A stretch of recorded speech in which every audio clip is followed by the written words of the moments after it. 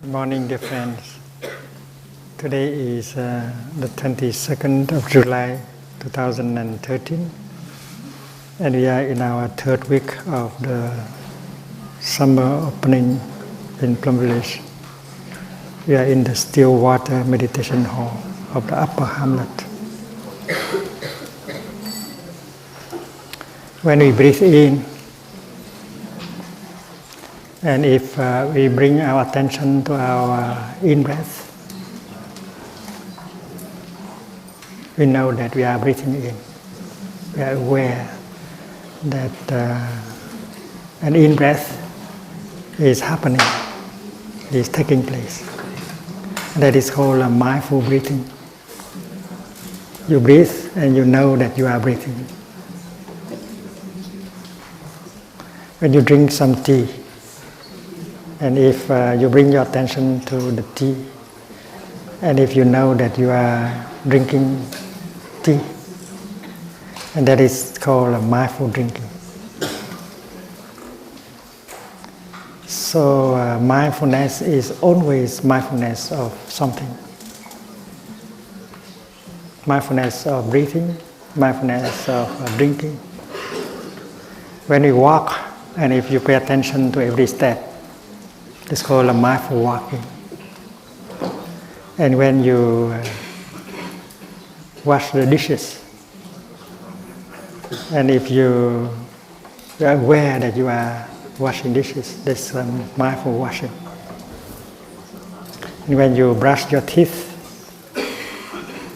and you know that you are brushing your teeth, that's mindful toothbrushing. So it is very clear that mindfulness is a kind of energy that allows us to know what is happening.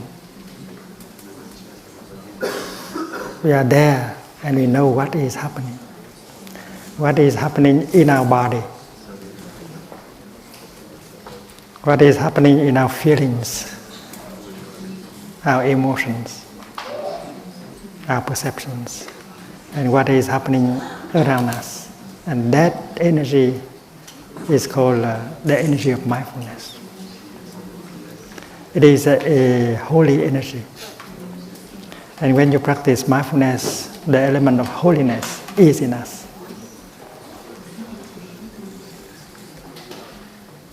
When someone is breathing mindfully, the element of holiness is in him, and we can call him your holiness.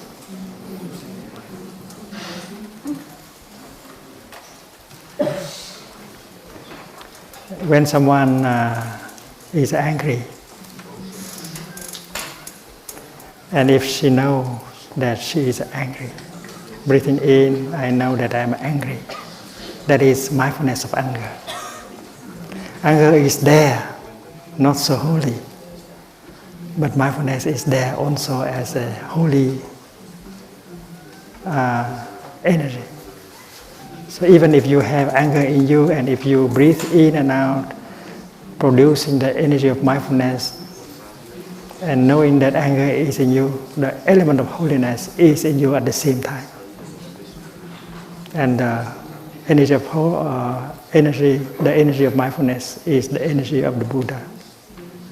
The Buddha is with you, shining, so that you know what is going on, so that you know what to do and what not to do in that moment.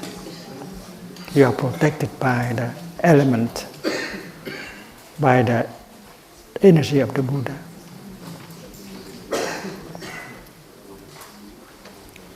The energy of mindfulness brings together the energy of concentration. That is the second holy energy. When you are aware of something, mindful of something, you are somehow concentrated on it. When you are aware of your in-breath, you are somehow concentrated on your in-breath. Because you don't think of anything else. You just become focused on your in-breath. So the concentration, the energy of mindfulness carries within itself the energy of concentration. And if mindfulness and concentration are there, something else is there also, that is the energy of insight. Mindfulness and concentration always bring you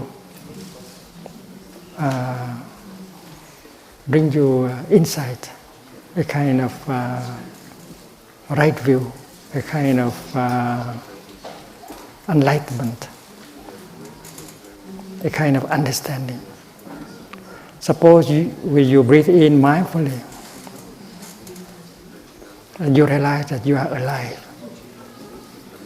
And that is the insight. Because someone who is already dead does not breathe in anymore. You are breathing in, it means you are alive. And to be alive is a wonderful thing. I know that I am alive. That is already an insight. That is already an enlightenment. That is already an awakening.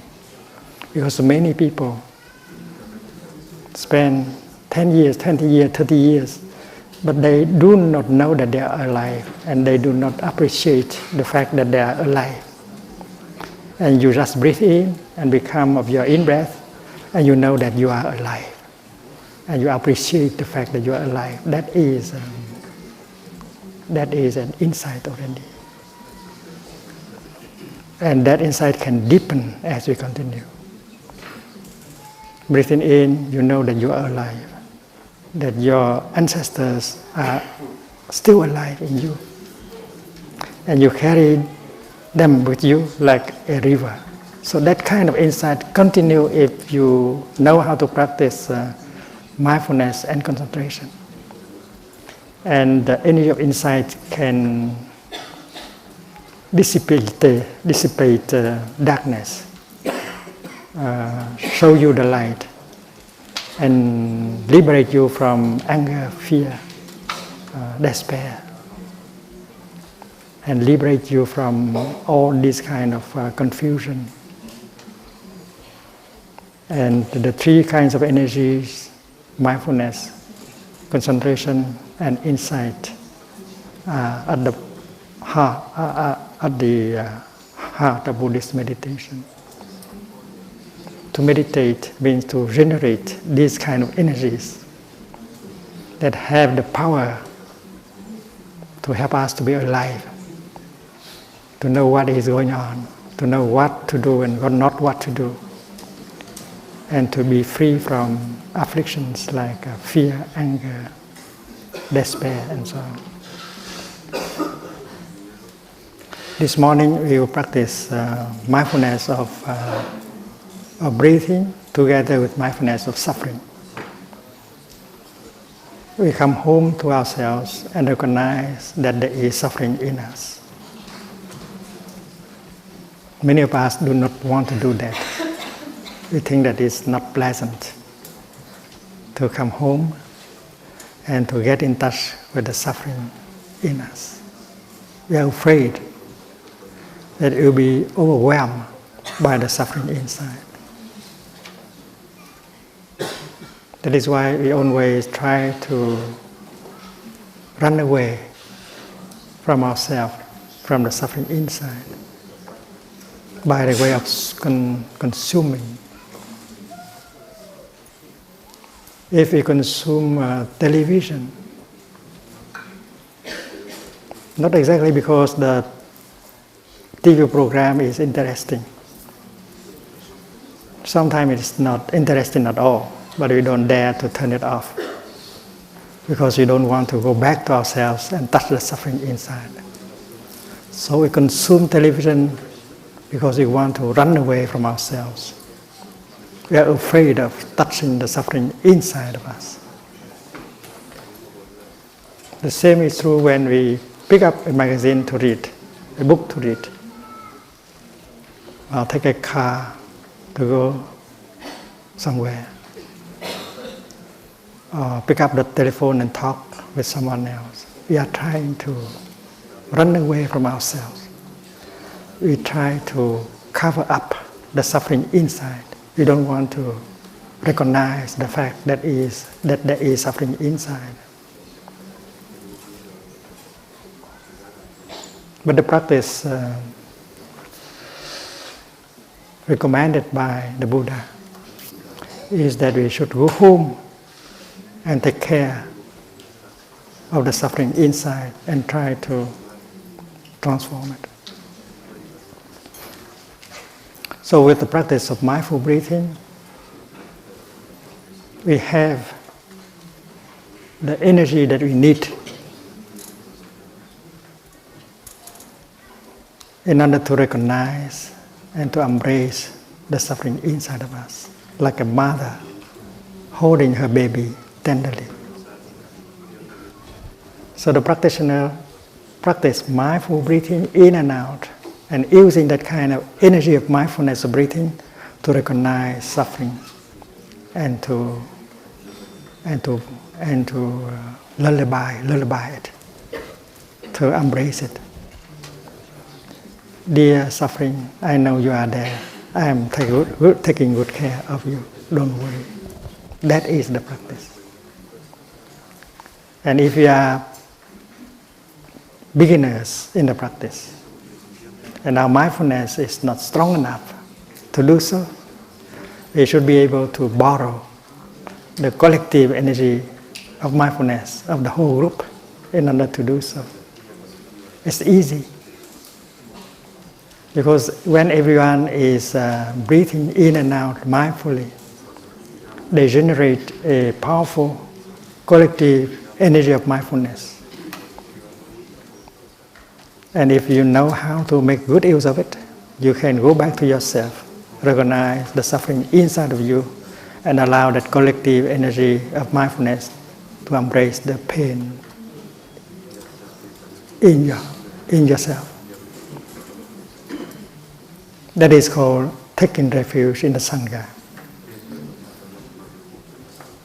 It's like the practice of a drop of water. The drop of water allowed herself to be embraced by the river. Transported by the whole river. She takes refuge in the river. She allows the river to embrace and transport her. We do the same here. We sit in the Sangha, it means a community of practice, and we say, dear Sangha, this is my pain, this is my sorrow, this is my despair. Please help. Embrace it for me. Because my mindfulness is not strong enough, as I am only a beginner in the practice. And if we allowed the collective energy of the Sangha to penetrate into your body, to penetrate into your heart, and embrace your fear, your anger, your despair, you feel much better after a few minutes of practice. Because the energy of mindfulness is a holy energy that has the power to heal.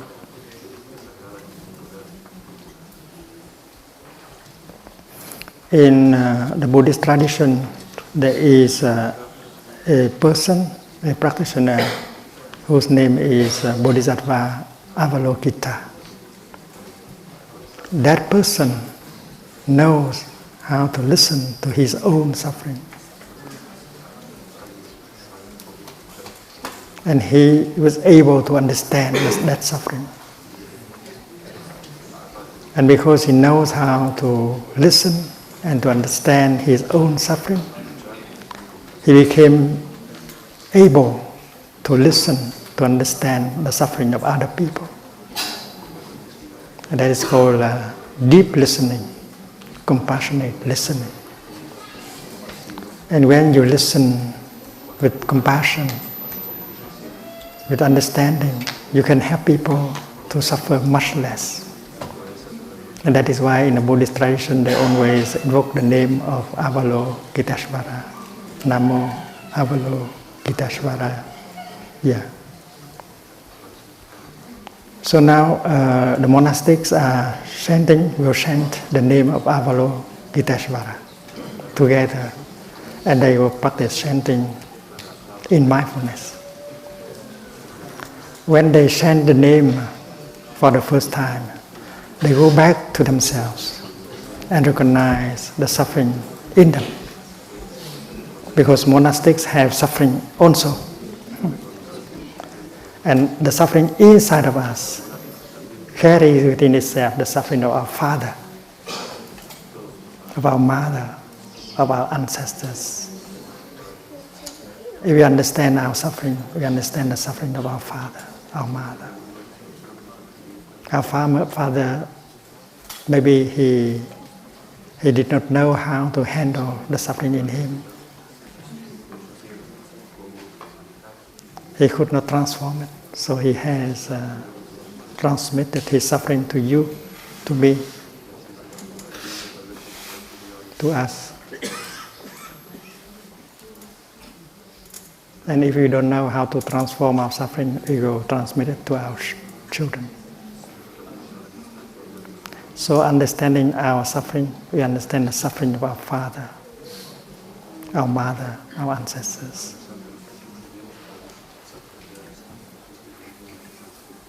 And the purpose of the chanting, of the listening, of the breathing is to get in touch with the suffering in order to hold it, to understand it.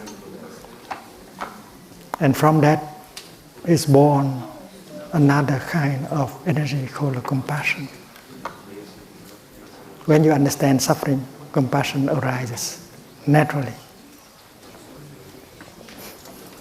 And compassion is a kind of energy that can heal, that can transform. This is easy to understand. When you look at the other person, and if you don't see the suffering in him or her, you continue to be angry at him or her. But if you see the suffering in him or her, and if you understand why he has suffered like that, you see that that person has a lot of suffering. That person does not know how to handle the suffering in him. That is why he continues to suffer. He continues to be the victim of his suffering. And when he cannot do anything with his suffering, he makes other people around him suffer also. So he is victim number one of his own suffering. And maybe we are only victim number 2 or 3. And if we see like that, we understand like that, we are not angry at him anymore. Instead, we want to say something or to do something to help him or her suffer less. It means compassion has been born in our heart. And we can look at that person with the eyes of compassion. So it is very clear that recognizing suffering, understanding suffering, always bring about the energy of compassion. And the energy of compassion always heal and transform. And that is why when we chant in mindfulness, we get in touch with our own suffering. We come to understand it, and we generate the energy of compassion that can heal us and helps heal the other people. When they chant for the second time the name Avalokiteshvara, they reach out and recognize the suffering in the people in front of them, on their left, on their right, and try to understand. And again, the purpose is the same, to allow compassion to develop, to grow. And when they chant for the third time, they reach out to the world, recognize the suffering that is going on in many spots of the world. Violence, death, injustice, hunger, suppression, social inequality, and so on. So getting in touch with that kind of suffering in the world help compassion to grow in our heart. So during the time of chanting, we can generate energy of mindfulness, of compassion. And that collective energy has the power to heal. And if we allow ourselves to be in the spot, in the zone of that energy, and allow that energy to penetrate into our body, into our heart, and then we get the healing, we get the transformation. So the practice is to be there, like a drop of water in the river, to allow the collective energy of mindfulness and of compassion generated by the chanting to embrace you, to penetrate into your body and heart. And you will get a relief after a few minutes of practice. There is tension in our body. And if we know how to be there, breathing in mindfully and relax, the collective energy of mindfulness and compassion will penetrate into our body and help release the tension. And we feel better after a few minutes. And if we have some fear, some anger, despair in our heart, it's the time to open our heart and allow the collective energy of the Sangha to penetrate and embrace it. You surrender to the Sangha, like a drop of water surrender herself to the river. And if we are mindful of the chanting, of the breathing, then our mind will stop thinking naturally, because thinking takes us away from the here and the now, and we will miss the sense of healing and transformation. So stop the thinking by just focus your attention on your in-breath, on your out-breath, and on the energy, collective energy of mindfulness and concentration that is being generated in the here and the now. You let that collective, you stop the thinking and you allow the energy to embrace and to heal. And if we have a member of the family who suffers this moment, who cannot come to the retreat, we can very well send this energy to him or to her at home or in the hospital, just by calling their name silently or thinking of that person. And and this energy of mindfulness and concentration and compassion will be channeled to him or to her this morning. And at home they will feel better. And if during the chanting and practice you want to cry, allow yourself to cry.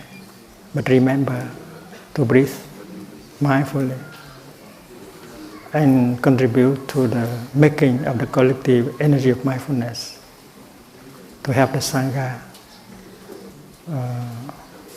practice healing and transformation.